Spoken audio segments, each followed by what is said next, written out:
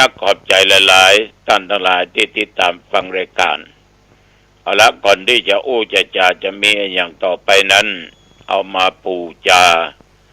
คุณแห่งพระพุทธคุณแห่งพระธรรมคุณแห่งพระสงฆ์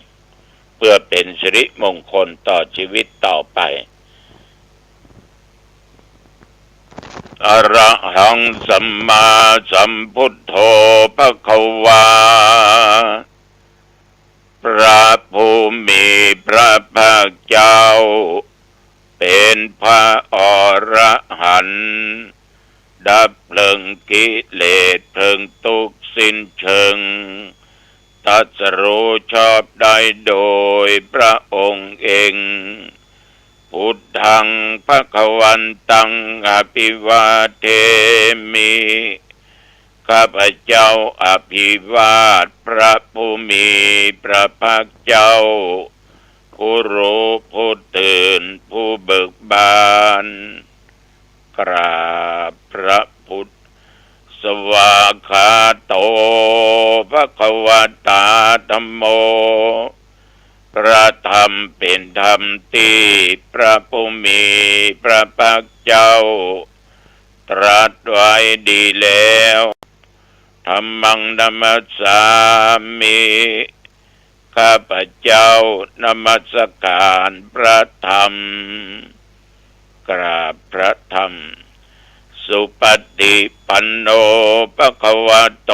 สาวกสังโฆ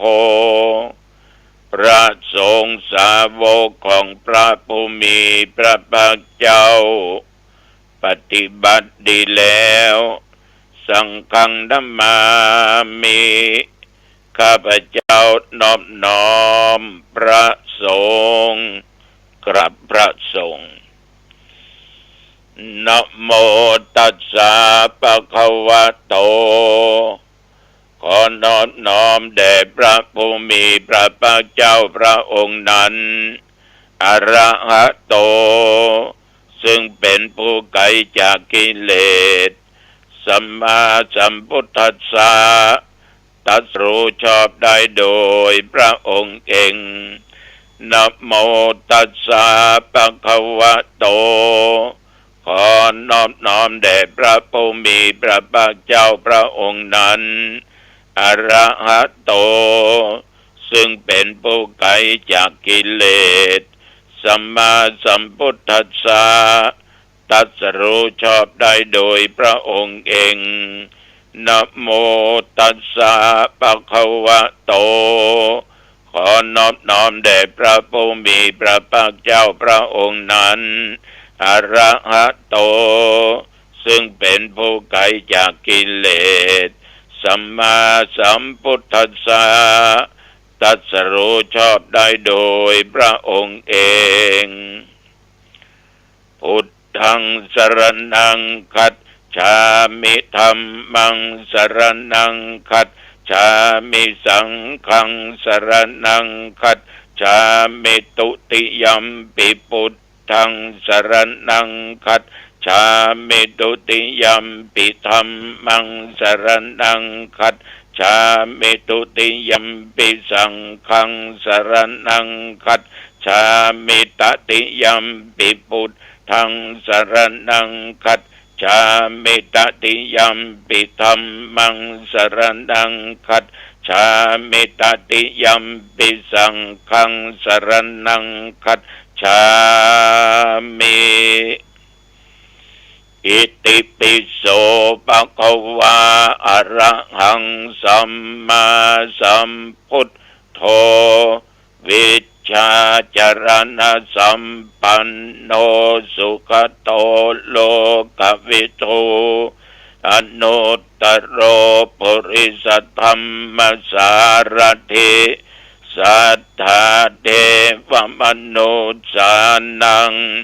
พุทโธภควาติยันตุนิมิตตังอวมังคลัญจาโยจามนาโปสกุณัสสัทโธปาปาคะโอโตสุปินังอากันตัง พุทธานุภาเวนะวินาสเมนตุสวากขาโตภควตาธัมโมสันติติโกอากาลิโกเอหิปัสสิโกโอปัญญิโกปัจจตังเวทิตาโพวินยูหิติยันตุนิมิตตังอวมังคลัญจาโยจามนาโปสกุณสะสัทโธปาปะคะโหตุสุปินังอากันตังธัมมานุภาเวนะวินาสเมนตุสุปฏิปันโนภควโตสาวกสังโฆอุชุปฏิปันโนภควโตสาวกสังโฆญาญาปฏิปันโนภควโตสาวกสังโฆสามีจิปฏิปันโนภควโตสาวกสังโฆยะติทังจัตตาริปุริสยุคานิอัตถปุริสปุคคลาเอสะภควโตสาวกสังโฆอาหุนายโยปาหุนายโยทักขินายโยอัญชลีกรณีโยอนุตตรังปุญญาเขตังโลกัสสาติยันตุนิมิตตังอวมังคลัญจาโยจามนาโปสกุณสะสัทโธปาปะคะโหตุสุปินังอากันตังสังฆานุภาเวนะวินาสเมนตุวิปัสสิสานามัตโตจักขุมันตัสสะสิริมัตโตสิกขิสัพพินามัตโตสัพพะพุทธานุกัมปิโนเวสสัพพุทธานามัตโตนะหะตะกัสสะตะปัสสิโน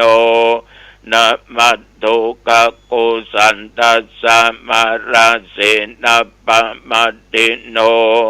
โกนากัมมันนัสสะนะมัตโตปัมมานัสสะอุสิมัตโตกัสสะปัสสะนะมัตโตวิปมุตตัสสะสัพพทิ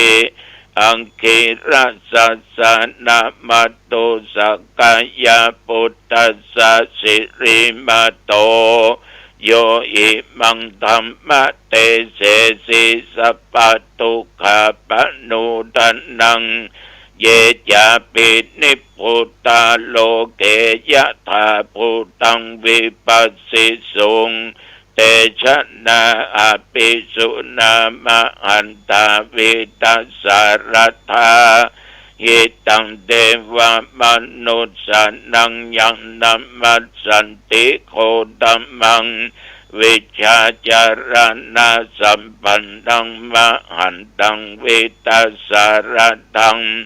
วิชาจารณะสัมปันนังพุทธังวันธามะโคตมันติยะโตหังภะคินิอลิยยะชาติยาชาโตนาภิชานาเมสันจิจาปานังชีวิตาบุโรเปตาเตนะสะเยนะโสติเตโอตุโสติกัปปัสสะโพชังโคสติสังฆาโตธัมมานังวิจโยตถาวิริยัมปิติปัสสติโพชังคาจัตถาปะเรสัมมาตุเปกขะโพชังคาสัตเตเตสัพพทักษินา มุนินาสัมมาตคตาภวิตาภาหุลิกตาสังวัตตันติอภิญญายานิพพานายาจะโพธิยาเอเตนะสัจจวัชเชนะโสทิเตโอตุสัพพทาเอกัสสมิงสัมมะเยนะโทโมคคัลลานัญจกัสสปังคิลาเนตุกิเตติสวาโพชังเคสัตตะเทสัญเยเตจะตังอภินันติตวาโรคามุตติงสุตังคะเนเอเตนะสัจจวัชเชนะโสติเตโอตุสัพพทาเอกทาธรรมราชาปิเขลัญเยนะปิปิลิโตจุนตเถเรนะตัญเยวะพนาเปตวานะสาทัลลังสัมโบติตวาจะอาภาธาตัมหาบุตธาสิธานาโสเอเตนะสัจจวัชเชนะโสติเตโอตุสัพพทาปะอินาเตจะอาภาธาตินันนัมปิมะเยสินังมัคคาอัตตะกิเลสาวาปัตตานุปติธรรมตังเอเตนะสัจจวัชเชนะโสติเตโอตุสัพพทาสักกัตตัวพุทธรัตนังโอสัตถังอุตตมังวรังหิตังเทวมนุสานังพุทธเตเชนะโสทินานัสสันตุปัตตวาสัพเพทุกขาบุปัสสมเมนตุเตสักกัตตัวธรรมรัตนังโอสัตถังอุตตมังวรังปริลาหูปัสสมานังธัมมเตเชนะโสทินานัสสันตุปัตตวาสัพเพพยาวุปัสสเมนตุเตสักกัตตัวสังฆรัตนังโอสัตถังอุตตมังวะลังอาหุนยังปาหุนยังสังฆเตเชนะโสทินานัสสันตุปัตตวาสัพเพโรกาบุปัสสเมนตุเตนัตถิเมสรนังอัญญังพุทโธเมสรนังวรังเอเตนะสัจจวัชเชนะโอตุเตชยมังครังนัตถิเมสรนังอัญญังธัมโมเมสรนังวรังเอเตนะสัจจวัชเชนะโอตุเตชยมังคลังนัตถิเมสรนังอัญญังสังโฆเมสรนังวรังเอเตนะสัจจวัชเชนะโอตุเตชยมังคลังยังกินจิรัตนังโลเกวิชติวิวิทังปุถุโธ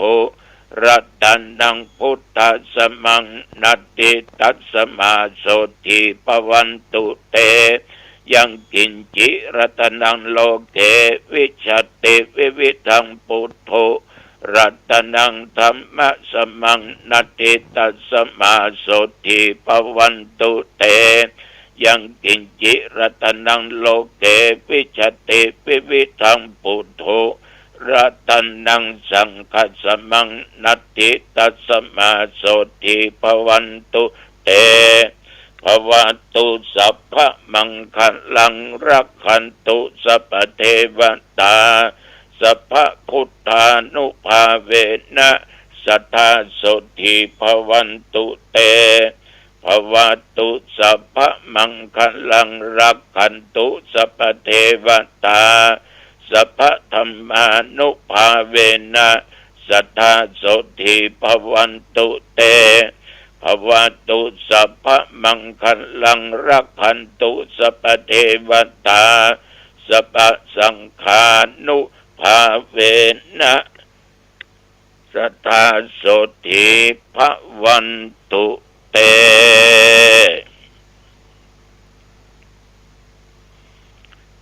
โดยบทพุทธานุภาพแห่งองค์สมเด็จพระสัมมาสัมพุทธเจ้าจุพระองค์บทธรรมานุภาพแห่งพระธรรมเจ้าบทสังฆานุภาพบทสาธยายมนต์อันศักดิ์สิทธิ์ด้วยจิตอันตั้งมั่นเป็นสมาธิอาตมภาพตุเจ้าวัดหนองตองขออำนวยอวยพรแก่ญาติแก่โยมท่านผู้ฟังทั้งหลายที่อยู่ทั้งบ้านทั้งจองและบ่ได้ฟังถึงหญิงถึงชายเฒ่าแก่เด็กขาขอทุกคนนั้นจงอยู่เย็นเป็นสุขมีความอบอุ่นมีความสุขอยู่กับครอบครัวขอทุกท่านทุกคนจงอยู่ปราศจากซึ่งเคราะห์ปีเคราะห์เดือนเคราะห์วันเคราะห์ยามเคราะห์เมื่อหลับเมื่อตื่นเคราะห์เมื่อยืนเมื่อเดิวเคราะห์เลวซ้ายและขวาอย่าได้มาถูกต้องการญาแห่งมูลศรัทธานับตั้งแต่โอกาสนี้ไปข้างหน้าขอศรัทธาทั้งหลายจงประกอบไปด้วยโชคปีโชคเดือนโชควันโชคยามอายุปีอายุเดือนอายุวันอายุยามสุขกายสบายใจเดินทางไปเหนือใต้ตกออกไกลๆขอเดินทางด้วยความปลอดภัยปราศจากอุบัติเหตุอันตรายตลอดจนมีโชคมีใจมีชัยชนะกลับมาขอท่านทั้งหลายเป็นบุคคลที่มีสติและปัญญาจำเริญในกิจการงานและในตำแหน่งหน้าที่ยิ่งขึ้นไปอายุวันนะสุขะพละพรอันล้ำเลิศอันประเสริฐนี้จุงบังเกิดมีแก่ญาติแก่โยมทุกท่านทุกคนขอเจริญพรกรมอุตุได้ประกาศบอกตักเตือนระยะนี้ฟ้าฝนก็ยังมีอยู่แต่ว่านี่หนองตองยังอ่อยมาน้อยแต่แดดก็ออกร้อนก็ร้อนได้ถึง38องศาปัจจุบันนี้17-18องศาแต่ว่านี่ญาติโยมตอนเมื่อเช้าก็ไปที่มหาลัยน็อตไปเจริญพุทธมนต์เจริญจิตภาวนาร่วมกับหน่วยงานราชการทุกองค์กรณมหาลัยน็อตเชียงใหม่อำเภอหางดงก็มีการกระทำบุญตักบาตรถวายพระพรชัยมงคลแด่สมเด็จพระนางเจ้าสิริกิติ์พระบรมราชินีนาถพระบรมราชชนนีพันปีหลวงญาติโยมหมู่เฮาประสบนิกรชาวไทยต่างกับปึ้มปิติยินดีที่พระองค์มีพระชนมายุยิ่งยืนนานอย่างนี้เสร็จจากอันมาก็ไปงานตามหาคนที่เพิ่นจากไปที่บ้านเกาะที่บ้านเกาะแต่ว่ากับแม่แสงล่าดาวเรืองพร้อมกับลูกอ่อนอนงตลอดบุปีหมู่น้องเปิ้นพากันไปร่วมกันนักขอบใจขอบใจนักขอบใจหลายๆกลับมาวัดญาติโยมแต่ว่าก็มีญาติโยมมานั่งท่าต่างก็มาจากที่นั่นจากที่นี่เหมือนกับแม่ออกแม่ออกสมฤทธิ์นี่คำพานี่พ้นมาจากตังเกาะอย่างก็แม่เต่าไห้เพิ่นนะอำเภอสันทรายเพิ่นมีร้านกาแฟโลมาถึงลูกมาถึงหลานมากินมาทานใครอู้ใครจ่าครับพบหน้าพบตาได้ยินก็เสียงออกแจ้วเมื่อเช้าเมื่อตอนเมื่อคืนวันนี้มาก็หันหน้าก็หันตาก็หันแล้วเป็นจะได้บอกว่าสักบันจะไปกินอันกาแฟนะแล้วคุณชวนคิดปินใจอันนี้ก็บ้านหัวฝ่ายน้องจักคืนไปอีป่อมาคือป่อบุญชาญเป็นใจมากระทำบุญวันเกิดขหันหน้าขหันตาตุลุงฟังตุลุงเทศมาเมินละแต่ว่าปะกันขอบใจนักขอบใจหลายๆธรรมะสิ่งที่จะเป็นมละมนทิน แก่จิตแก่ใจนั้นทำให้ญาติโยมทุกอกทุกใจนั้นหนึ่งโยมจะไปโกรธเน้อความโกรธนี่คือทุกข์คือเศร้าคือโศกสองจะไปลบหลู่บุญคุณคนอื่นเน้อที่เพิ่นมีพระคุณต่อเฮาจะไปลืมคุณบืมบุญเปิ้นแม้แต่กล้วยแก่นเดียวก็จ้างเข้าปั้นเดียวก็ตามสตางค์บาทเดียวก็ตามจะไปลืมบุญลืมคุณจะไปลืมคุณครูบาอาจารย์อุปัชฌยะจะไปลืมบุญคุณพ่อแม่จะไปกล่าวตู่จะไปลบหลู่ต้านผู้มีพระคุณทั้งหลายมันบดีกับตัวเฮาบางคนให้ขี้ลืมแต่นะ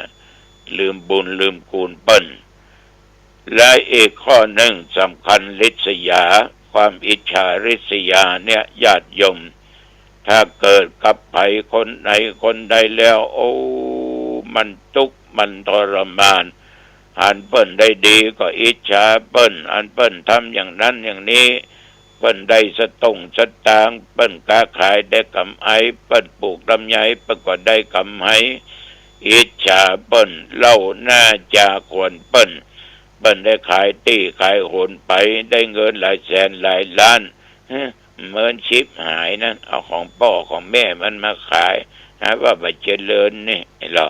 อิจฉาตาร้อนบางคนนี่หันพี่หันน้องได้สตางค์อิจฉาริษยาคนเฮานี่แปลกเนาะเพิ่นได้รับตำแหน่งหน้าที่ก็อิจฉาเพิ่นได้ทำการทำงานดีก็อิจฉาเพิ่นได้ผัวเมียดีก็อิจฉาโอ้เป็นดีอิจฉามันนะครอบครัวเนี่ยลูกมันก็ดีเมียมันก็ดีผัวมันก็ดีก็ยังบ่เซาะดีๆไปจะได้ฉะนั้นความอิจฉาริษยาเนี่ยบดียมทำเมื่อเฮาเนี่ยเป็นทุกข์อยู่ตลอดเวลาไปที่ไหนไปปะคนที่เฮาชอบมันก็เกิดความทุกข์หันเปิ้นได้ดีได้ดีก็เกิดทุกข์แล้วความตนีขี้เหนียวนี่ยังท่านทั้งหลายอย่าไปขี้ตนีขี้เหนียวเนอะบางคนนี่มันก็แต่นะโตบ่ถึงเดี๋ยวนึบนับวันตินตกโตบางคนก็ยังแมงอย่างแมงอย่างที่เขาว่านะพอเท่าขี้มันนี่เหนียวแต่คนบางคนนี่ขี้จิขี้ตนีขี้เหนียวบ่หุมกินบ่หุมทานบ่ช่วยเหลือไผนะว่ามีเมตตาธรรมต่อคนอื่น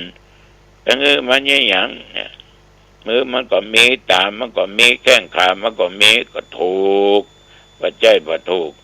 แต่มันตะลงกรรมของมันช่วยได้ก็ช่วยไปตามที่เราจะช่วยได้แต่ไม่ใช่ว่ามีอันใดก็ขอดไปให้มันหมดแล้วก็ใจฉะนั้นญาติโยมจะไปขี้ตะนี่เอาเกิดมาชาตินี้เขามีสัมปติมีเงินมีทองเกิดอันใดได้อันนั้นสมปรารถนาเงินทองไหลมาหิมากาขึ้นมีฐานะพอกินพออยู่มีฐานะดีขึ้นก็เพราะเอาเป็นคนขี้บัตนีในอดีตชาติเอาเป็นคนที่อินดูคนช่วยเหลือคนแต่การช่วยเหลือคนอินดูคนเนี่ยก็จะไปหวังอย่างนี้เขามาตอบแทนมาชดใช้นั่นมันเป็นเรื่องของเขาได้ช่วยเหลือเป็นสิ่งที่ดีที่สุดเน้อพอออกไม่ออกจะไปขี้ตะนี่ขี้เหนียวเน้ออยากว่ากิจิกิจำเหมือนกับหมิ่นหม้อมายานี่โอจะไปมีในจิตในใจเน้อจะไปจุจะไปหลอกจะไปลวงคนบางคนมายานักสิทธิ์เนาะสิทธิ์แน่กับคนนั้นคนนี้หวังจะได้นั้นหวังจะได้นี้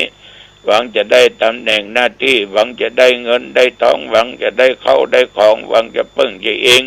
แสดงมายาสาไทยอยู่ตลอดเวลาประจายบางคนประโดนมายาของแม่ยิงนี่เข้า500เกียน500ก็เนอะนั่นน่ะใส่จนเต็มหมดมายายิงนี่นะที่มันดังแล้วก็โดนมายาทั้งนั้นนะมายายิงทั้งนั้นฉะนั้นมายาเนี่ยบดีเนอะญาติโยมเข้าข่ายในการชุการหลอกการลวงมันผิดถึงศีลผิดถึงธรรมนะคนขี้ตะนีขี้มายาขี้ลิษยาเนี่ยอยู่ที่ไหนญาติโยมมันถึงมีความสุขมีแต่ความทุกข์เนอะ ฉะนั้นความโกรธก็บ่ดีลบหลู่บุญคุณเปิ้นก็บ่ดีลิษยาก็บ่ดีตนีขี้เหนียวก็บ่ดีมายาสาไทยต่างๆนานานี่ก็บ่ดีเนอะ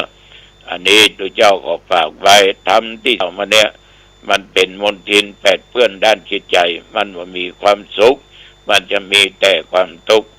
อายุวันโนสุขังพลัง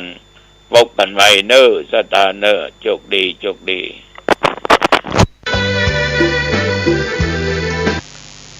สวัสดีครับท่าน ผู้ฟังที่เคารพในส่วน